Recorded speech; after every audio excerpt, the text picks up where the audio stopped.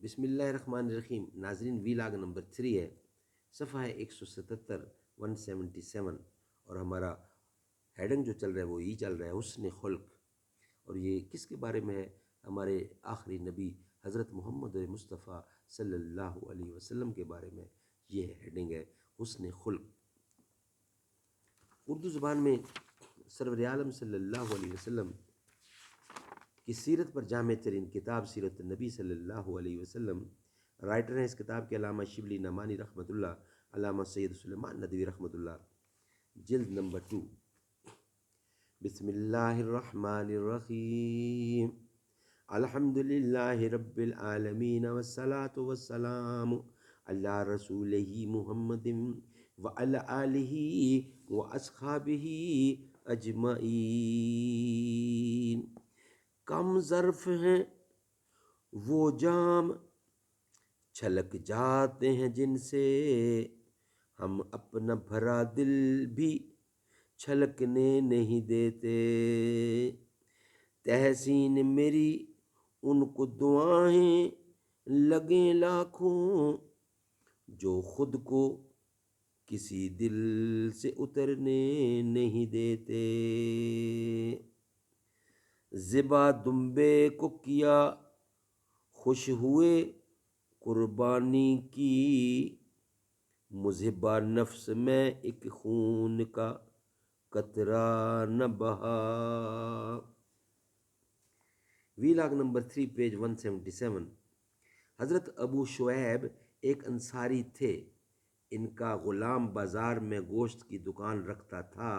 ایک دن وہ خدمت اقدس میں آئے، آپ صحابہ کے حلق میں تشریف فرما تھے، اور یعنی ان کی مجلس محفل میں بیٹھے تھے، اور چہرہ سے بھوک کا اثر پیدا تھا۔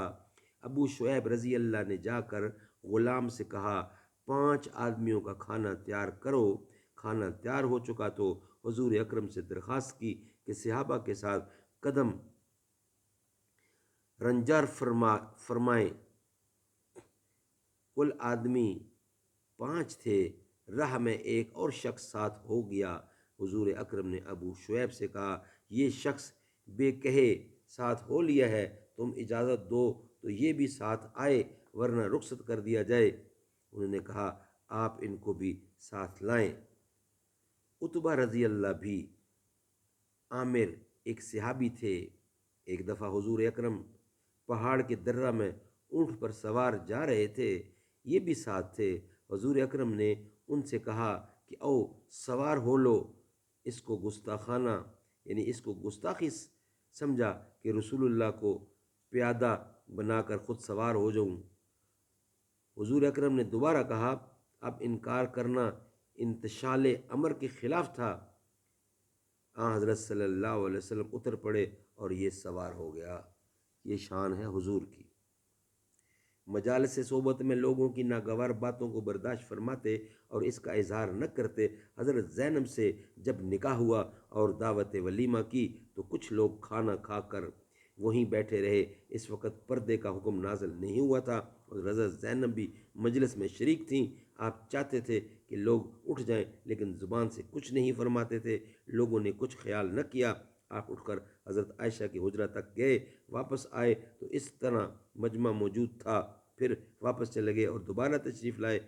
پردہ کی آیت اس موقع پر اتری۔ اللہ تعالیٰ سمجھ بوجھ دے۔ انشاءاللہ نیکسٹ ویلاگ 4 کے ساتھ ہم حاضر ہوں گے۔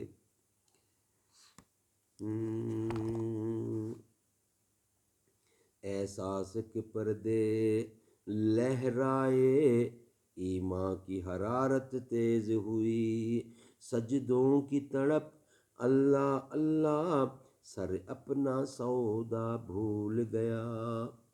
جس وقت دعا کو ہاتھ اٹھے، یاد آ نہ سکا جو سوچا تھا، اظہار عقیدت کی دھن میں اظہار تمنا بھول گیا۔ پہنچا جو حرم کی چوکھٹ تک، ایک ابر کرم نے گھیر لیا، باقی نہ رہا پھر ہوش مجھے، کیا مانگ لیا کیا بھول گیا۔ کعبے پہ پڑی جو پہلی نظر، کیا چیز ہے دنیا بھول گیا، یوں ہوش و خرد مفلوج ہوئے، دل ذوق تماشا بھول گیا۔